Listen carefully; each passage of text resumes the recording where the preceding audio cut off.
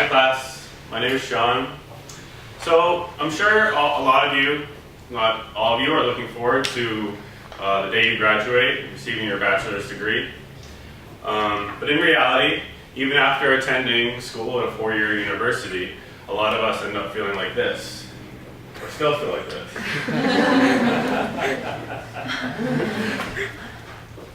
So let me ask you a question. Who in here is planning on pursuing their master's degree, furthering their education?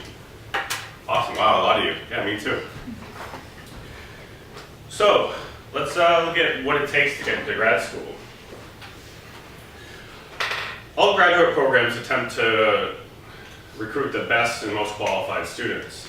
All programs utilize certain processes that potentially separate strong students from weak students. Universities want to recruit students that are going to offer the most to that field of study. One tool that universities heavily rely on when sifting through stacks of applications for graduate students is GRE scores. So today I'm going to talk to you about, see, that was all bloody, it was scary, it didn't come out, it was like Halloween. That's all right.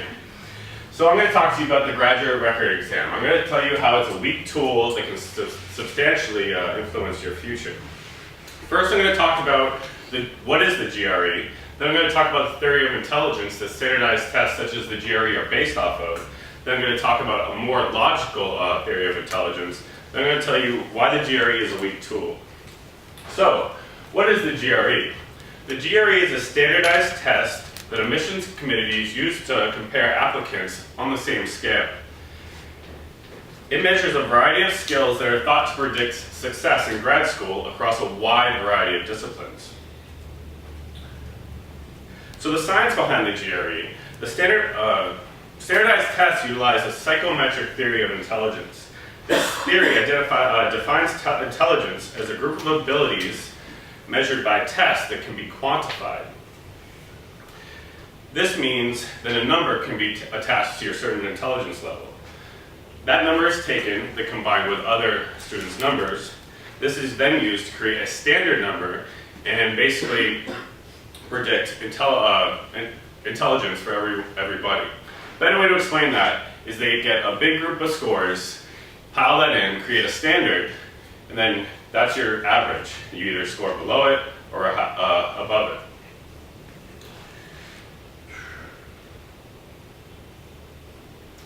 So this is making the assumption that everybody is pretty much the same. Hence the sheet.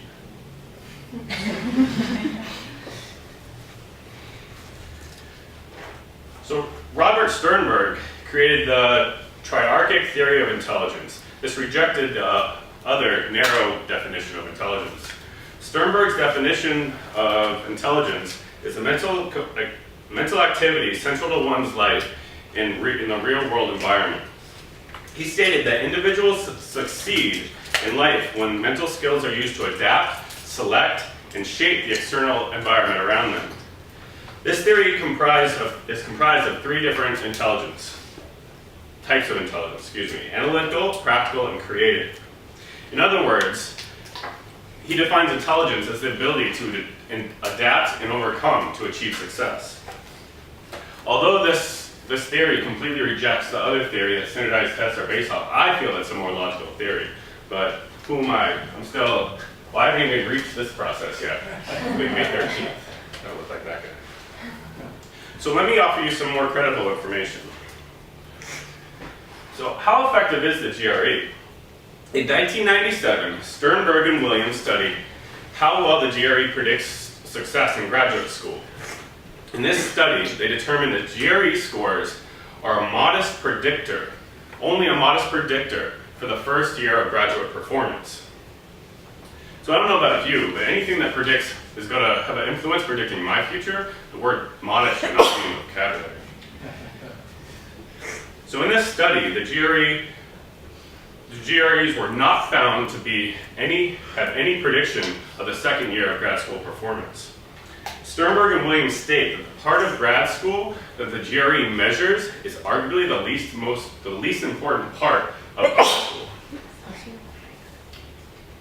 So that begs the question, then why do we use it?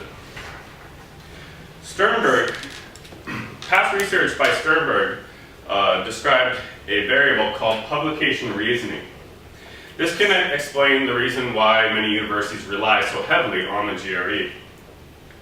When average scores, such as the GRE or from other standardized tests, are published, this puts pressure on university personnel to publish high scores to remain competitive with other universities and in the public eye.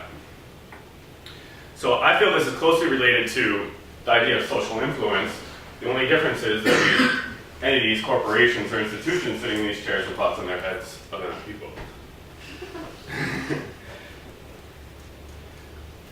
So that brings the question, so what can we do? So unfortunately, the GRE is a requirement and you have to take it, so thank you. So it's not all bad. There is stuff you can do. So it's important to be aware of the GRE, even though you have to take it. You're like, I would have been happier not knowing this information. It's important to know what the GR measures and how it measures it. There are things you can do to make yourself a stronger candidate for grad school. By having a high GPA and maintaining good reputation, good relationships with your professors can make all the difference in being accepted into a grad program. If you do not score as well you'd like to on the GRE, these two aspects that I just mentioned can greatly help offset a low GRE score. So I urge you, if you'd like to get into grad school, work hard now to graduate with a high GPA for your undergrad. This will not only help you to get into a good grad school, but it'll also help you have confidence, take some stress off you while you're studying and preparing for the GRE. Thank you.